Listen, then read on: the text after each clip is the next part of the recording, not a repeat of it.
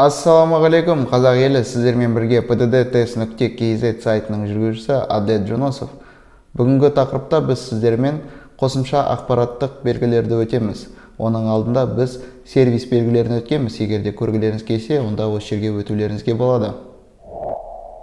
Егер де құрметті оқырмандар pddtest.kz сайтының өнімдерін алғыларыңыз келсе, онда видеоның астында сілтеме бар, сол арқылы тіркеліп өнімдерін алуларыңызға болады. Бірінші белгіміз объектке дейін арақашықтық. Осы көрсетілген белгіден, мысалы 100 метр десе, 100 метрден кейін ғана бұл белгі әрекет ететін аймақты көрсетеді. Мысалы, тегіс емес жол. Тегіс емес жолдың астында бізде 500 метр деп тұр. Ол нені білдіреді? 500 метрден кейін ғана тегіс емес жол басталады. Немесе келесі белгіге көшейік. Мұнда бізде кіруге тыйым салынады 100 метр деп қойған. Сонда бұл белгі 100 метрден кейін ғана әрекеті басталады. Және де мындай стоп 250 метр деп немесе басқа да арақашықты орнату мүмкін. Мысалы 250 метрден кейін аялдамай жүруге тыйым салынатын аймақты сіздерге ақпарат етеді. Қолданылу аймағы. Қолданылу аймағында бізде екі көрсеткіш тұрады шетінде. Мысалы, объектіге дейін арақашықта көрсеткіштер болмаған. Онда, мысалы, 100 метр десе, 100 метрден кейін ғана басталған. Ал қолданылу аймағында бізде екі көрсеткіш бар. Орнатылған жерінен бастап әрекет етеді. Бірақ, мысалы, ескерту белгісі басқалайсыз, оны оқу керексіздер. Мысалы, бізде сурет тұр. Суретімізде бізде жолдың тарылуы дейді. Оны қалай оқимыз? Ол орнатылған жерінен бастап бізде 100 метр әрекет етпейді. Мысалы, ескерту белгісі елді мекен тыс жерде 150-300 метр арақашықта ескертеді. Сондықтан 150-300 метр арақашықтан кейін жолды 100 метр арақашықта тарылады. Мысалы, басқа белгілерде ескерту белгілер емес. Мысалы, ақпараттық белгі немесе тыйым салу белгілері болса, орнатылған жерінен әрекет етеді.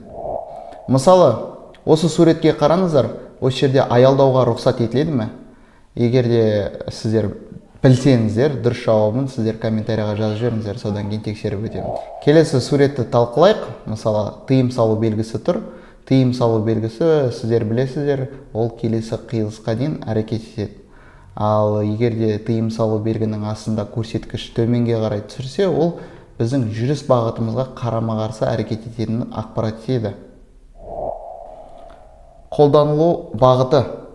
Көрсетілген белгі қай бағытта көрсеткішті көрсетеді, биіктегі белгі сол бағытта әрекет етеді.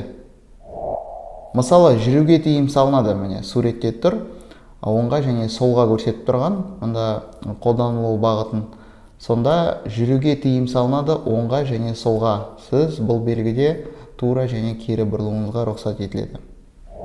Көлік құралының түрі қандай белгі орнатылады? Мысалы, жеңіл көлік болса, ол жеңіл көліктерге ғана арнатылады биіктегі белгілер. Егер де жүк көлік болса, онда жеңіл көлікпен сіздер бұл белгіге мүлдем бағынбайсыздар. Мысалы, жүк көлік қайда жүру тиіс дейді. Егер де жүк көліктің суреті салынса, сіздер әрине тек оңға бұрыласыздар.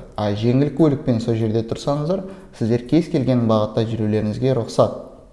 Келесі мысалы, міне, аялдауға тыйым салынады. Бірақ жүк көліктің суреті салынып тұр. Онда бұл жерде тек жүк көлік салмағы 3,5 тоннадан жоғары болса ғана осы жерге аялдауға тыйым салынады. Жеңіл көлік бұл белгіге мүлдем бағынбайды.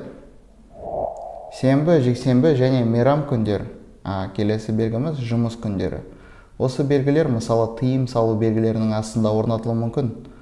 Мысалы, бүгін жұмыс күн болса, онда біз, мысалы, демалыс күндердегі белгіге мүлдем бағынбаймыз. Немесе бізде бүгін демалыс күн болып, біз жұмыс күні белгілеріне тоқтасақ, онда бізде ол белгіге мүлдем бағынбаймыз. Апта күндері және қолданылу уақыты.